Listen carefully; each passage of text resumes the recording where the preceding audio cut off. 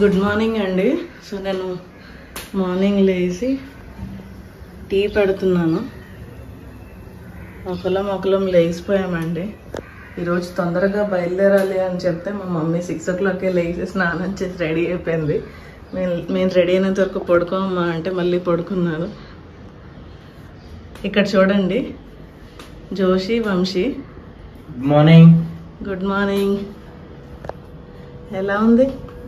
Night నిద్ర పట్టలేదండి. ఏ రోజు అయితే ఫుల్గా వర్క్ ఉంటుందో, తిరగాల్సింది ఉంటుందో ఆ ముందు రోజు నైట్ అంటే ప్రెషర్ ఏం కాదు కానీ ఎందుకో పట్టలేదు. ప్లస్ దోమలు కూడా ఉన్నాయి.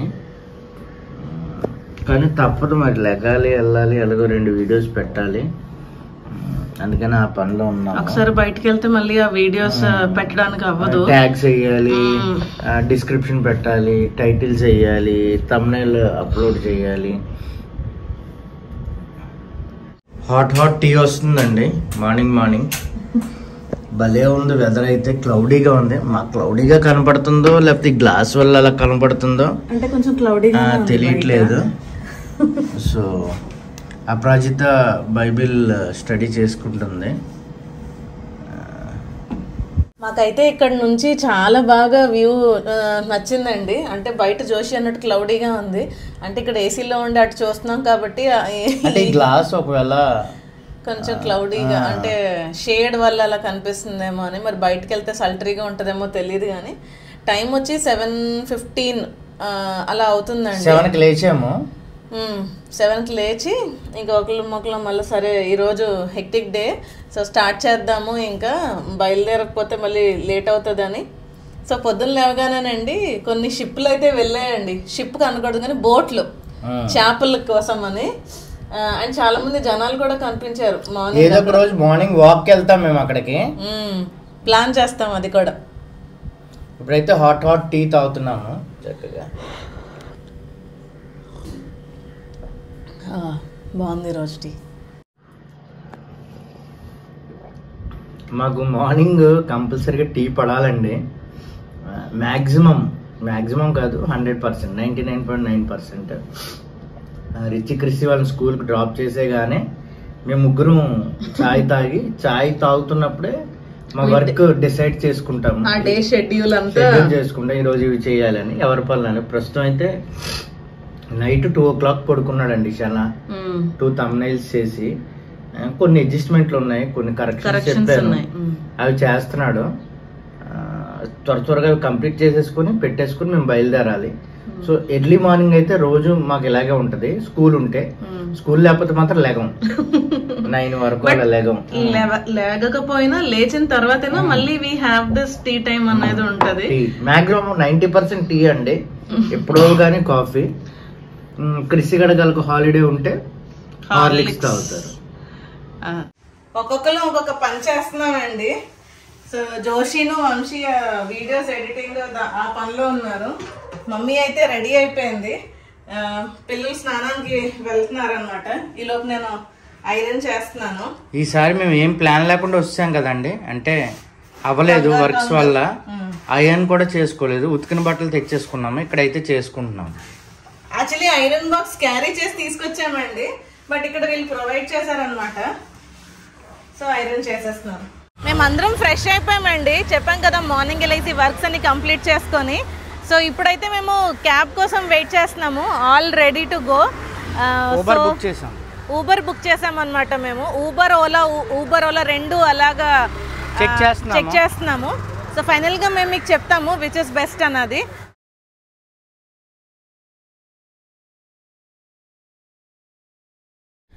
ఈరోజు మేమైతే కొలాబాకి వెళ్తున్నామండి.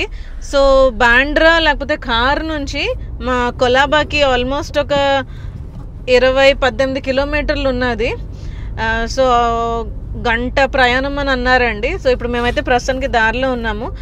వర్లీ సీలింగ్ బ్రిడ్జ్ మీద నుంచి మేము జర్నీ చేసుకొని ముందుకు వెళ్తున్నాం.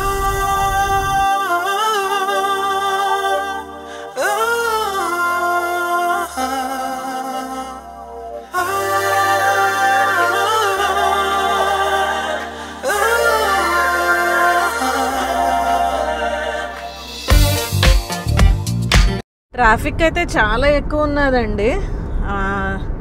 చాలా చిరాకు వచ్చింది. ఇప్పుడు కొంచెం ఫ్రీ అయ్యాము.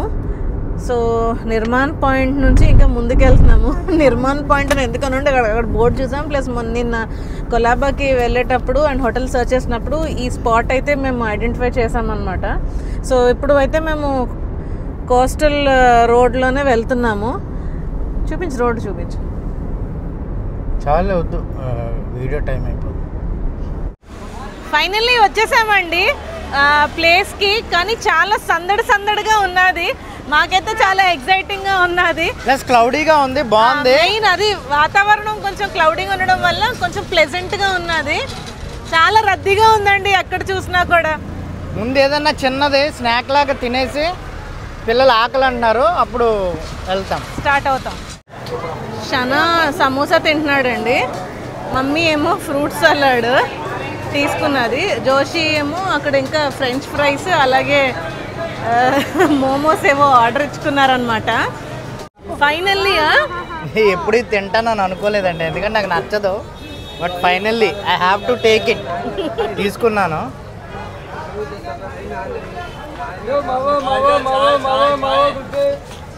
ఏంటది? బండ సాగుతుందండి. అంటే అథెంటిక్ వడపావ్ కాదు, ఇక్కడ ఏదో లోపలికి వేయాలని తీసుకున్నాను. Actually with curry they give కదా, చన్నా కర్రీ. పర్లేదు.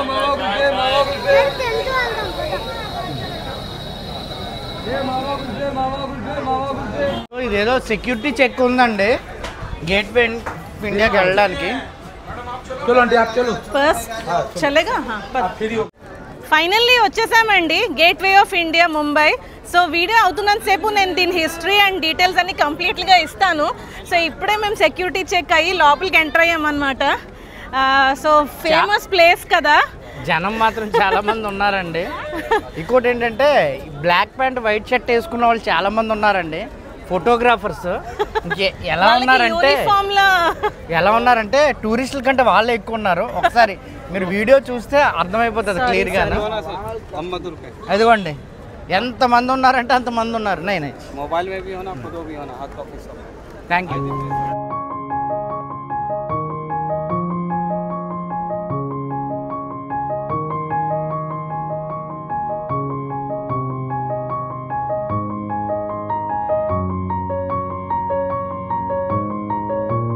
So gate way of India కోసం ఒక లైట్గా కొంచెం హిస్టరీ అయితే చెప్తానండి. హిస్టరీ చెప్పకముందు ఒక డిస్క్లైమర్ ఏంటంటే, మాకు తెలిసింది చెప్తున్నాం. ఒకవేళ తప్పు అయితే మమ్మల్ని కరెక్ట్ చేసి కమెంట్స్ చేయండి. ఇంకేమైనా ఇన్ఫర్మేషన్ మీకు ఎక్స్ట్రా తెలిసినట్టయినా కూడా కమెంట్ చేయండి. సో గేట్ వే ఆఫ్ ఇండియాని భారతదేశపు ముఖద్వారం అని అంటారు. ద్వారం అంటే గేట్ కదండి, అంటే లోపలికి వచ్చేది లేదా బయటికి వెళ్ళేది, ఎంట్రీ అండ్ ఎగ్జిట్.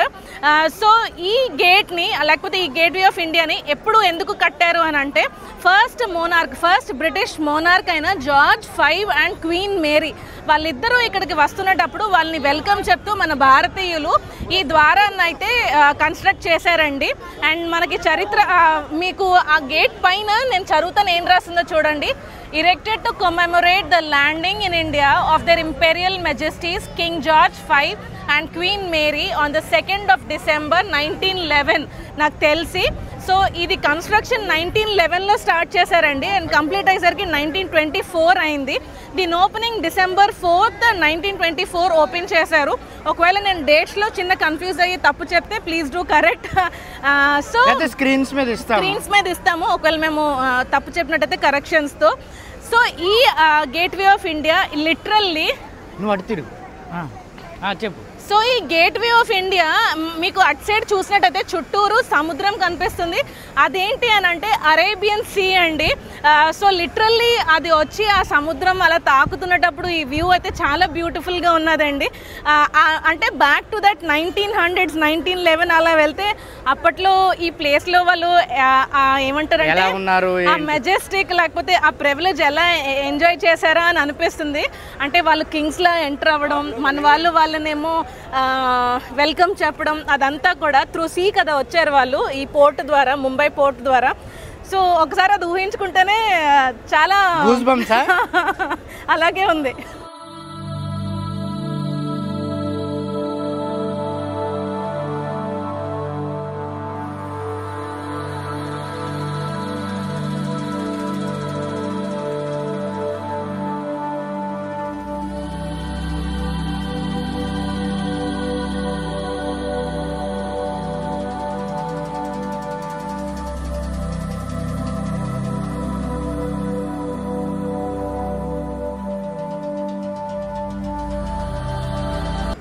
సో బాగా ఇది పాతబడిపోయిందండి ఓ రకంగా చెప్పాలి అంటే. ఇంకొకటి డార్క్ కలర్లో అయిపోయింది.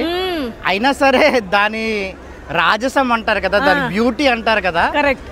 లేకపోతే దాన్ని చూసినప్పుడు కలిగే ఫీల్.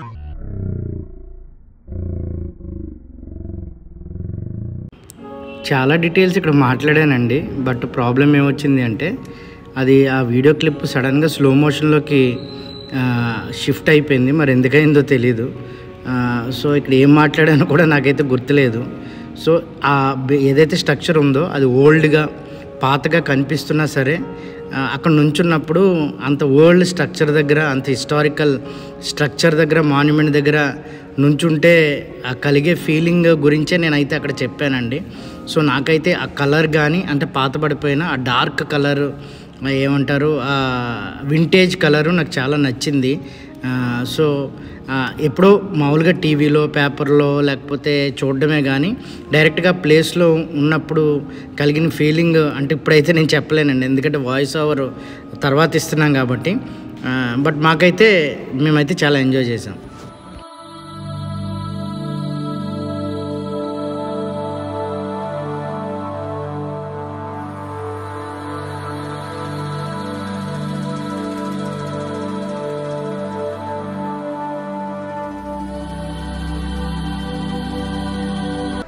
రిచికి సోషల్ అంటే చాలా ఇంట్రెస్ట్ అండి. సో చదివినప్పుడు Mumbai surrounded by Arabian sea అనేటప్పుడు లిటరల్లీ అరేబియన్ సీని చూస్తున్నాడు వాడు.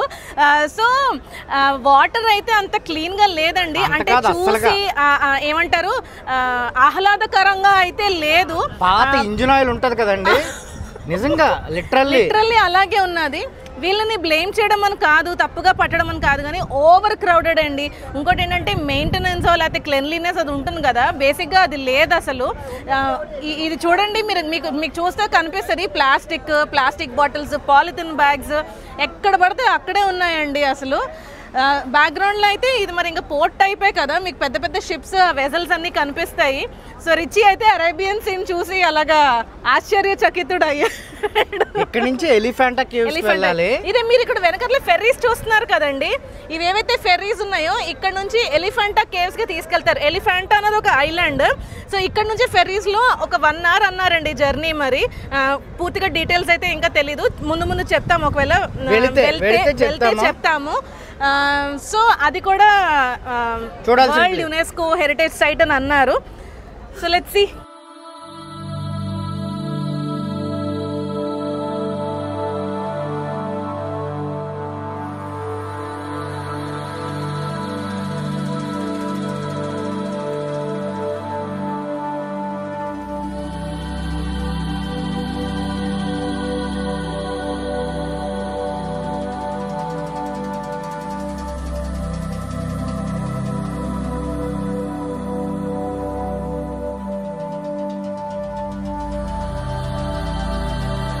ఈరోజు క్లౌడీగా ఉంది కాబట్టి చాలా బాగుందండి, ప్రశాంతంగా.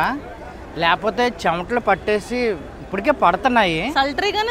ఒకటి ఏంటి అంటే ఇక్కడ చాలా ఇరిటేట్ చేస్తున్నారండి వీళ్ళు, ఎవరైతే ఈ ఫొటోస్ చేస్తున్నారో.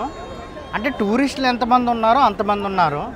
మేము వీడియో రికార్డ్ చేసుకుంటున్నాం కదా, మినిమం కామన్ సెన్స్ కదా, వీడియో చేస్తున్నప్పుడు అంత అయిపోయిందన్న టైంలో మధ్యలో వచ్చి తీసుకుంటారా అని అడుగుతున్నారు. ఒక గొడవ కూడా అయిపోయింది. అంటే అయిపోయిన తర్వాత నీదెంత పనో ఇప్పుడు నాది అంతే పని కదా, వెయిట్ చేయాలి కదా. మళ్ళీ పైగా నేను అడిగినందుకు నా మీద గొడవకు దిగుతున్నాడు.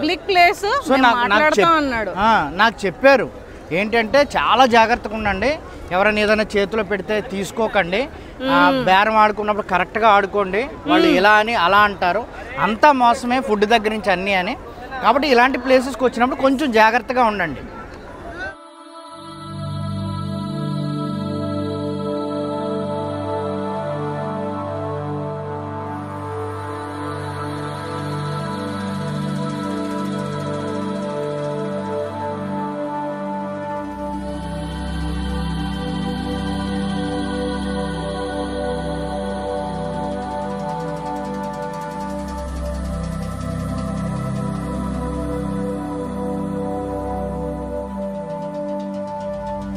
మీరు ఏదైతే చూస్తున్నారో నా బ్యాక్గ్రౌండ్ లో అది back of gateway of India అలా అనొచ్చా, లేకపోతే వాళ్ళు ఇటు నుంచే ఎంటర్ అయ్యారు కాబట్టి ఇదే ఎంట్రన్స్ అండి.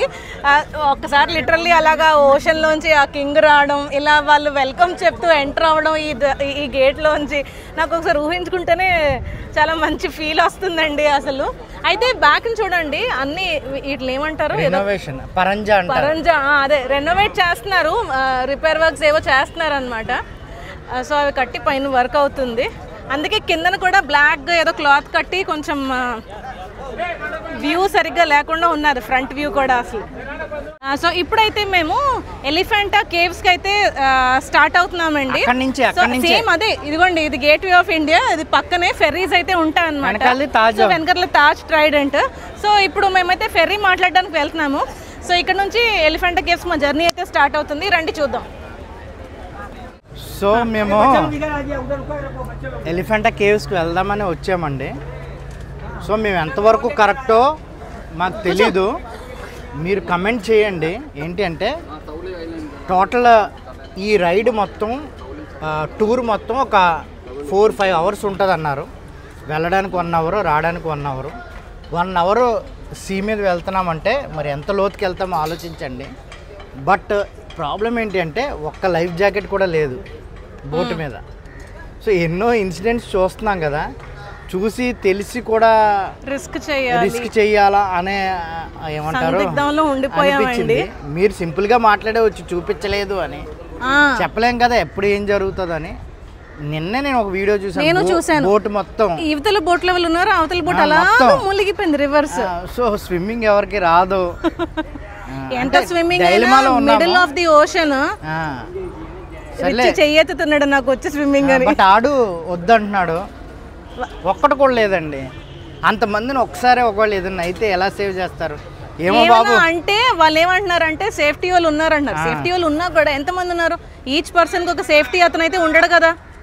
సో మేమైతే we don't want to risk అండి అనుకున్నాము వెళ్దామని, but no we decided. So వీడు ఇక్కడ నుంచి మేము డిసైడ్ అయ్యామండి వెళ్ళకూడదు ఇంకా ఎలిఫెంటాకి అని. రీజన్ చెప్పాడు జోషి, అదిగోండి అదే ఫేస్ పెట్టాడు. అమ్మ ఇప్పుడు ఇక్కడ నుంచి ఎక్కడికి వెళ్తాం అన్నాడు. నేనేమో షాపింగ్ అన్నాను, టాయ్స్ షాపింగ్ అన్నాను.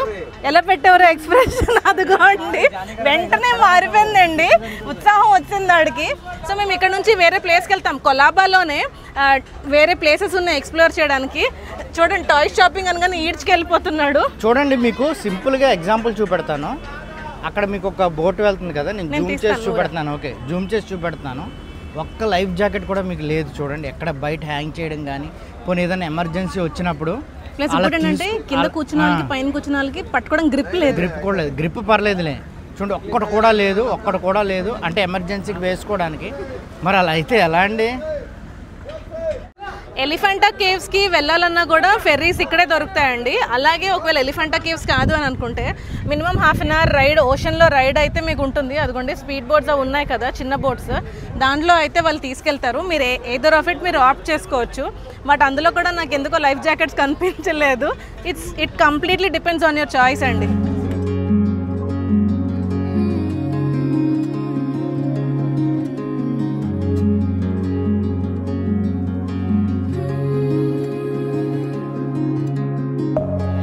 Within, here we go, but somehow I'm caught in the middle.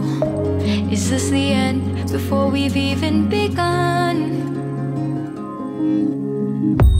Should I work against the flow, a drop in the ocean so endless, reaching for our moments miles above? I just need one, diving in to all this endless space, falling stars, but still I see you, sweet escape, a lovely start.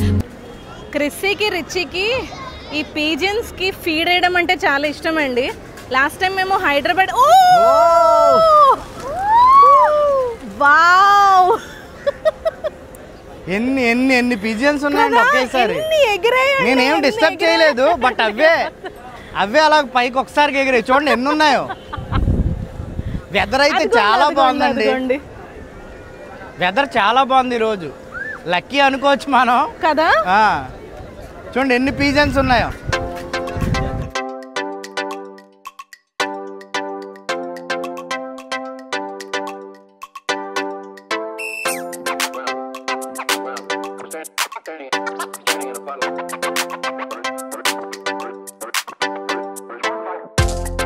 ఇంకో మాట ఏంటి అంటే నేను ఇందాక నుంచి Taj Trident అంటున్నానండి. కాదండి, ఇది Taj Mahal palace hotel అండి ఇది. సో కరెక్ట్ చేసుకోండి. అంటే నేను ఈ క్లిప్ ముందే పెట్టేస్తాను. నా వీడియో మొత్తంలో నేను తాజ్ ట్రైడెంట్ అన్నాను. నేను కూడా జోషిని ఫాలో అయిపోయి అలాగే నాకు తాజ్ మహల్ ప్యాలెస్ హోటల్ అని తెలుసు. నాకు ఎందుకో అది అలా రిజిస్టర్ అయింది, కానీ కాదు, తాజ్ మహల్ ప్యాలెస్ అండి ఇది. Hotel Taj Mahal palace hotel only ఒకటే ఉన్నదంట ముంబైలో, అది కూడా చెప్పారు. తాజ్ ట్రైడెంట్ అని వేరే దగ్గర ఉంది. సో అది కరెక్ట్ చేసుకోండి. ఆ తాజ్ ట్రైడెంట్ అన్న దగ్గర తాజ్ మహల్ ప్యాలెస్ హోటల్ అని అనుకోండి. క్రిస్సి గొడవ ఏంటో చూడండి. క్రిస్సి గొడవ ఏంటి అంటే ఇప్పుడు అక్కడ బఫేకి వెళ్ళిపోదాం అని అంటున్నాడు. ఈడ మొన్న బిజినెస్ క్లాస్ అంటే మమ్మల్ని అమ్మేస్తాడండి. మొన్నేమో బిజినెస్ క్లాస్ అన్నాడు, మళ్ళీ కూడా మన రిటర్న్ టికెట్స్ చెక్ చేస్తే అంటున్నాడండి మనం వెళ్ళేది బిజినెస్ క్లాసే కదా అని అంటున్నాడండి. ఇప్పుడు అక్కడ బఫేకి తీసుకెళ్ళమంటున్నాడు. చూడండి వాళ్ళ డాడీని ఎలా చుట్టూ తిరుగుతున్నాడు.